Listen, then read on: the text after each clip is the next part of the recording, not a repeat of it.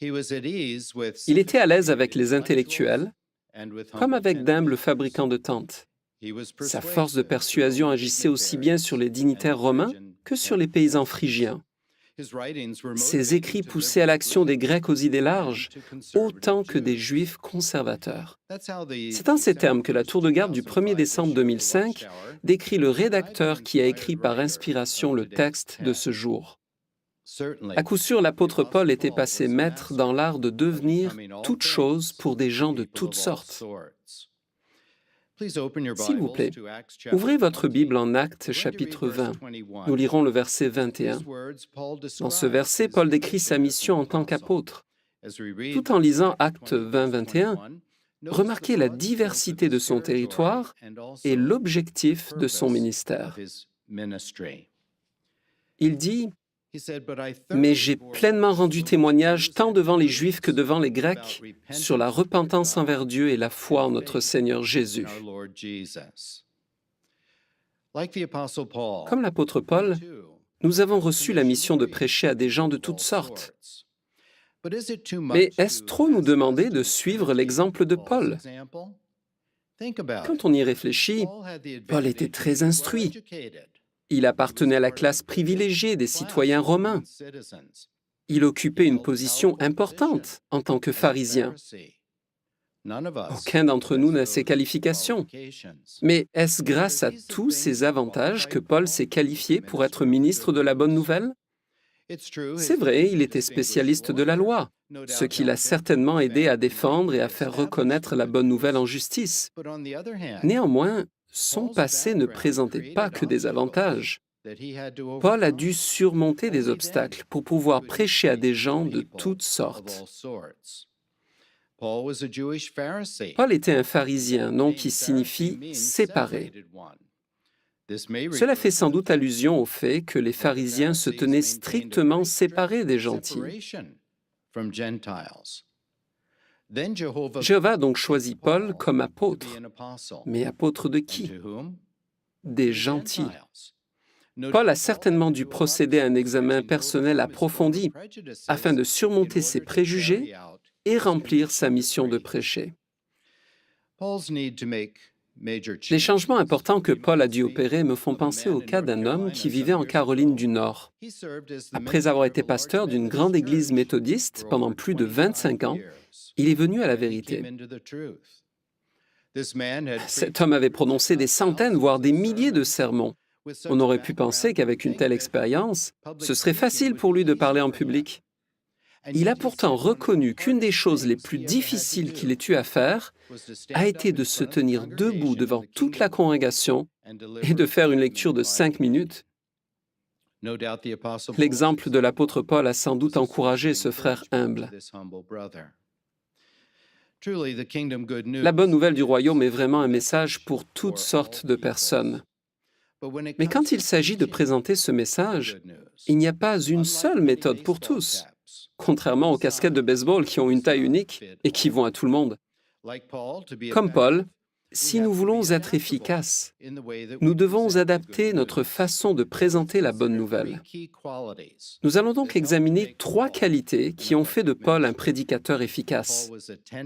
Paul était un enseignant attentif, souple et inventif.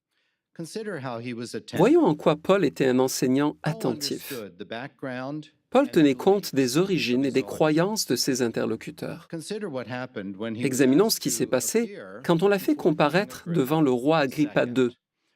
S'il vous plaît, ouvrez votre Bible en Actes chapitre 26.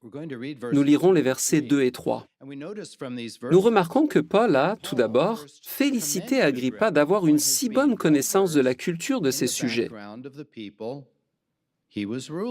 Actes 26, versets 2 et 3 dit: « Au sujet de toutes les choses dont je suis accusé par les Juifs, roi Agrippa, je m'estime heureux que ce soit devant toi que j'ai à présenter ma défense aujourd'hui, surtout parce que tu t'y connais dans toutes les coutumes, ainsi que dans les controverses parmi les Juifs. C'est pourquoi je te prie de m'écouter patiemment. » Paul n'essayait pas de flatter le roi. Il utilisait simplement ce qu'il savait de son interlocuteur pour établir un terrain d'entente et commencer à prêcher. Paul faisait preuve de souplesse. Notez ce qui s'est passé quand lui et Barnabas sont arrivés à Lystre pour prêcher. On trouve ce récit en Actes chapitre 14. Leur auditoire dans cette ville n'avait rien à voir avec le roi Agrippa et la centaine de dignitaires qui étaient probablement avec lui.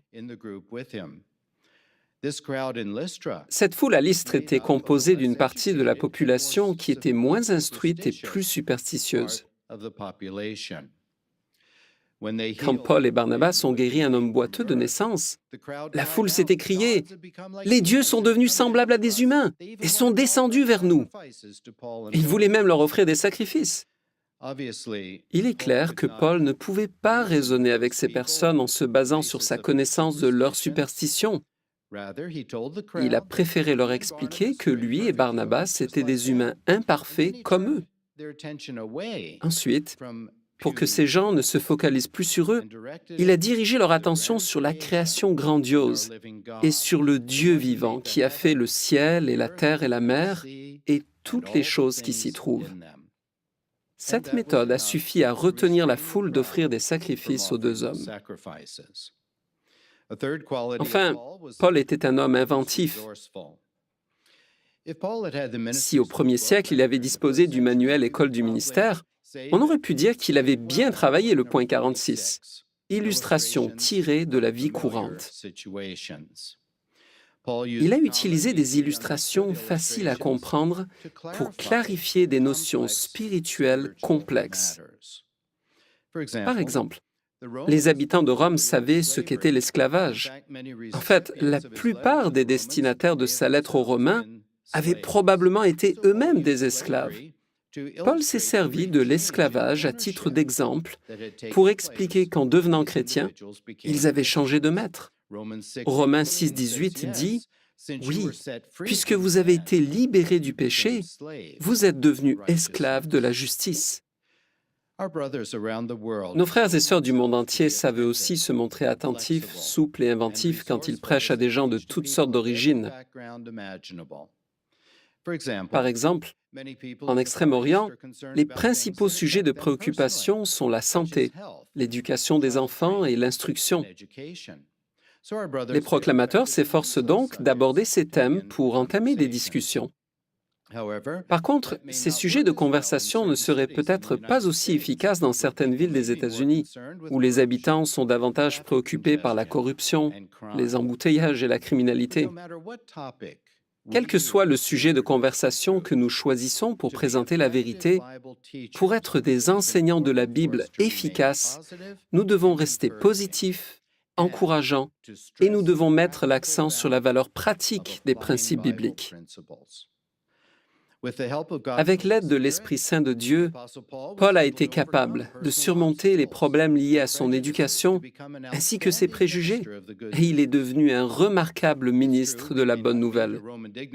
Nous ne rencontrerons peut-être jamais un dignitaire romain ou un paysan phrygien dans notre territoire, mais avec l'aide de Jéhovah, nous pouvons, à l'exemple de Paul, devenir un ministre efficace en étant attentif, souple et inventif. Pourquoi faire cet effort? Parce que nous voulons devenir toutes choses pour des gens de toutes sortes, afin d'en sauver de toute manière quelques-uns.